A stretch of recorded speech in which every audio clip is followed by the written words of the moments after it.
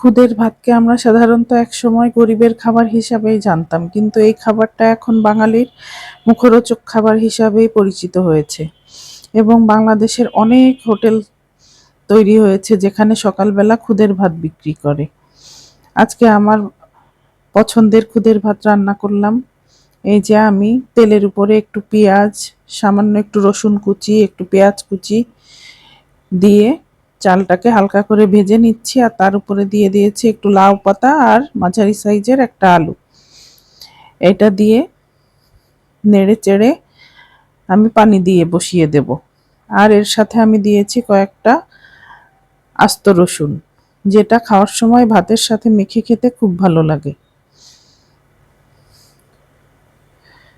আমি স্বাদ মতো লবণ দিয়ে দিলাম, দিয়ে পরিমাণ মতো পানি দিয়ে আমি ঢাকা বসিয়ে দেব। কে কিভাবে রান্না করেন অবশ্যই জানাবেন।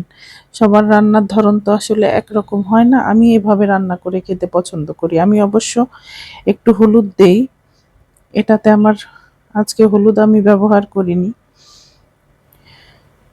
একটু নেড়ে চেড়ে লো ফ্লেমে জালটা দিয়ে আমি 5 মিনিট ঢাকা দিয়ে বসিয়ে রাখবো। আবার প্রতিদিন একই রুটি সবজি খেতে কারোরই ভালো লাগে না, মাঝে মাঝে স্বাদের পরিবর্তন আনতে সবাই চায়। যেমনি ভাবনা তেমনি কাজ, সেজন্যই মূলত কোনো দিন খুদের ভাত খেতে ভালো লাগে, কোনো দিন ভর্তা ভাত করলে ভালো লাগে।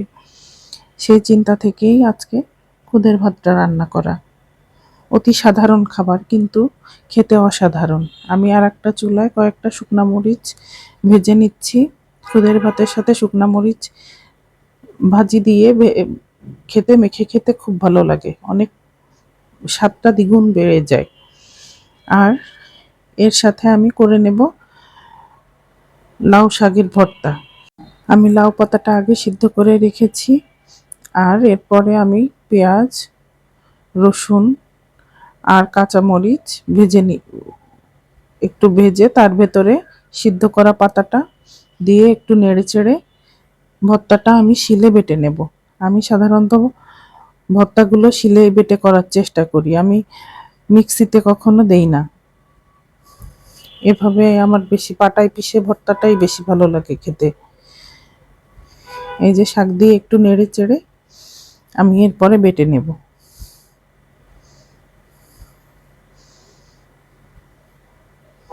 আমার রান্না শেষ, পরিবেশনের পালায়। যে প্লেটে আমি দিয়ে দিচ্ছি, এর সাথে একটা গোটা রসুন দিব। গোটা রসুনটা দিয়ে আর শুকনা মরিচ দিয়ে মেখে সাথে লাউ পাতা ভর্তা, কালো জিরা ভর্তাও অনেক ভালো লাগে, অনেক মজার খাবার। Thank you.